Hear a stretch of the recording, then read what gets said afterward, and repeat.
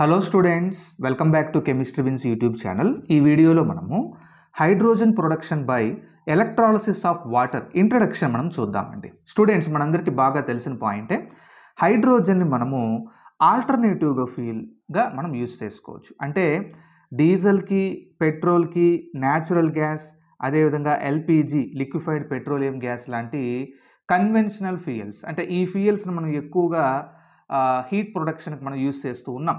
Okay, వీటి ప్లేస్లో hydrogen use చేయడం వల్ల ఎన్విరాన్మెంట్ చాలా సేఫ్గా ఉంటుంది. సో అటువంటి ఫ్యూయల్స్ని మనము ఆల్టర్నేటివ్ ఫ్యూయల్స్ అని అంటాం.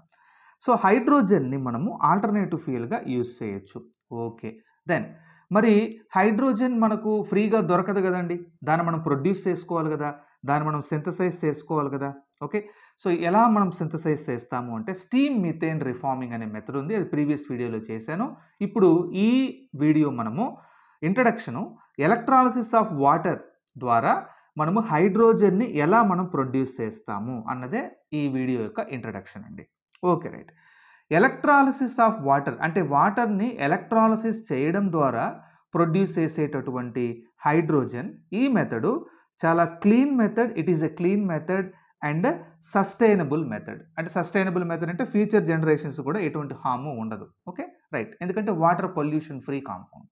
దెన్ మరి ఎలక్ట్రాలసిస్ ఆఫ్ వాటర్ అంటే ఏంటి చూద్దామండి. Definition: the process in which electrical energy is used. Okay, the process in which electrical energy is used to split water into hydrogen and oxygen is called electrolysis of water. So the process in which the electrical energy is used to split water into hydrogen and oxygen. So electricity, it is a source of energy. So electricity is used to break the water into hydrogen and oxygen. Such a process is called as electrolysis of water. So that is the simple definition andi. Okay, so electricity use chesi water ni హైడ్రోజన్గా ఆక్సిజన్గా మీరు split చేస్తే ఆ ప్రాసెస్సే electrolysis of water. Okay, right. Then the electrolysis of water occurs in a separate cell called electrolyzer. ఇక్కడ చూడండి, ఇది చాలా ఇంపార్టెంట్ పాయింట్ అండి. ఓకే, సో డెఫినేషన్ తర్వాత వెరీ ఇంపార్టెంట్ పాయింట్ ఇది. ఎలక్ట్రాలసిస్ అనే ఈ ప్రాసెస్ ఎక్కడైతే వాటర్ని మీరు హైడ్రోజన్ ఫ్యూయల్గా, ఆక్సిజన్గా మీరు స్ప్లిట్ చేస్తారో ఎలక్ట్రిసిటీ యూజ్ చేసి, ఇది ఒక సపరేట్ సెల్లో జరుగుతుంది, ఒక సపరేట్ డివైస్లో జరుగుతుంది. ఆ డివైస్ పేరే ఎలక్ట్రోలైజర్. Okay, right. దెన్ మనం నెక్స్ట్ స్లైడ్కి మూవ్ అవుతున్నాం. చూడండి, then types of electrolyzers. So electrolyzer అంటే ఎక్కడైతే మనం వాటర్ని ఈ ఎలక్ట్రోలైజర్లో యాడ్ చేసి ఆ వాటర్ని మనము హైడ్రోజన్, ఆక్సిజన్గా స్ప్లిట్ చేస్తాం. మరి ఎలక్ట్రోలైజర్స్లో చాలా టైప్స్ ఉన్నాయి. Okay, right. చూడండి, like fuel cells, electrolyzers consist of an anode, cathode separated by the electrolyte. మీరు ఇక్కడ చూడండి స్టూడెంట్స్, నేను మీకు ఒక స్లైడ్ చూపిస్తాను, దీంట్లో మీకు డయాగ్రామ్ డ్రా చేసి ఉంచాను. So this is the figure of block diagram of electrolyzer. Okay, so ఏ ఎలక్ట్రోలైజర్ అయినా, అది ఏ టైప్ అయినా కూడా అందులో ఉండే components first anode and then cathode, and then anode cathode మధ్య ఒక ఎలక్ట్రోలైట్ అన్నది ఉంటుంది.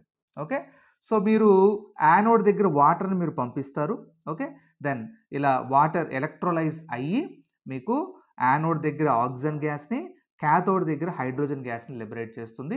ఎలక్ట్రాలసిస్ జరగాలి అంటే మనకు ఎలక్ట్రికల్ ఎనర్జీ కావాలి కాబట్టి బ్యాటరీని మనం ఇక్కడ అంటే డైరెక్ట్ కరెంట్ సోర్స్గా, ఎలక్ట్రికల్ ఎనర్జీ సోర్స్గా మనము బ్యాటరీని యూజ్ చేసి ఈ సెల్లో మనము వాటర్ని ఫిల్ చేసి ఆ వాటర్ని మీరు హైడ్రోజన్గా అండ్ ఆక్సిజన్గా మీరు స్ప్లిట్ చేస్తారు.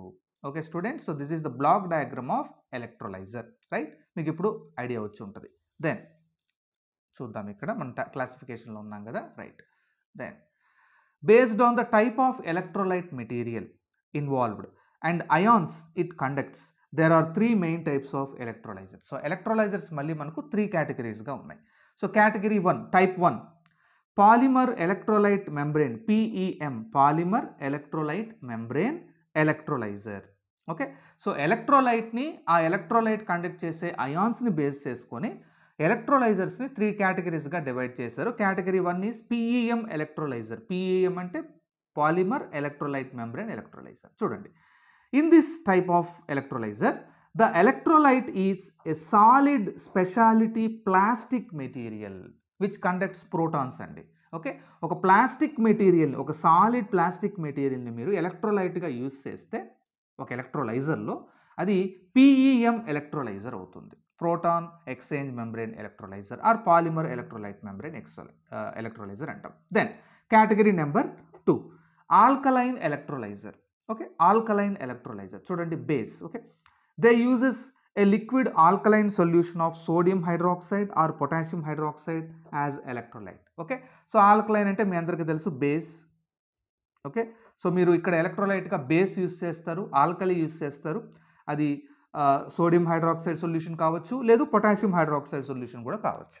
ఎయిదర్ రిక్వైర్మెంట్ బట్టి మీరు యూస్ చేసుకోవచ్చు. Then third category of electrolyzer solid oxide electrolyzer. చూడండి స్టూడెంట్స్, ఇక్కడ సాలిడ్ అని అంటున్నాడు వాడు. Okay, right. Then they uses a solid ceramic material as the electrolyte. So ఎలక్ట్రోలైట్గా ఒక సిరామిక్ మెటీరియల్, సాలిడ్ ఫేజ్లో ఉండే సిరామిక్ మెటీరియల్ మీరు యూజ్ చేసినట్లయితే అది solid oxide electrolyser. So that is about the types of electrolysers.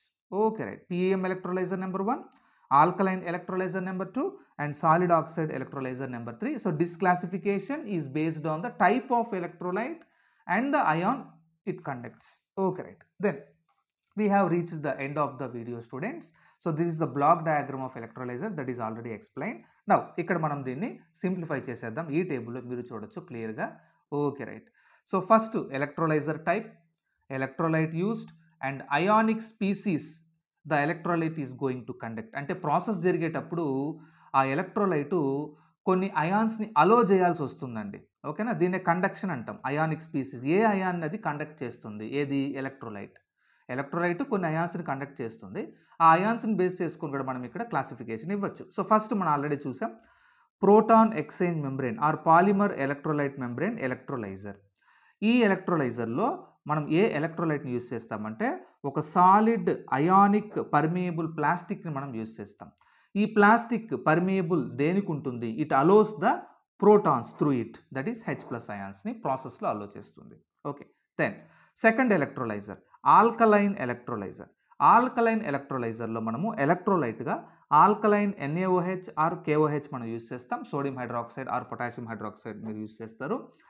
ఈ ఆల్కలైన్ ఎలక్ట్రోలైజరు హైడ్రాక్సైడ్ అయాన్స్ని process జరిగేటప్పుడు కండక్ట్ చేస్తుంది. During the process alkaline electrolyser conducts hydroxide ions. During the process proton exchange membrane electrolyser conducts protons through it. Okay, then there is a third category of electrolyzer, that is solid oxide electrolyzer. So this electrolyzer uses a solid ceramic material and it conducts oxygen ions, that is oxide ions, during the process. So that is about the types of electrolyzers, and that is represented in the form of a simple table, students. So that is about this video, students, that is hydrogen production by electrolysis of water. So we have seen the introduction. In the coming video we will discuss the proton exchange membrane or polymer electrolyte membrane electrolyzer in detail. So that's about this video. Thank you for watching.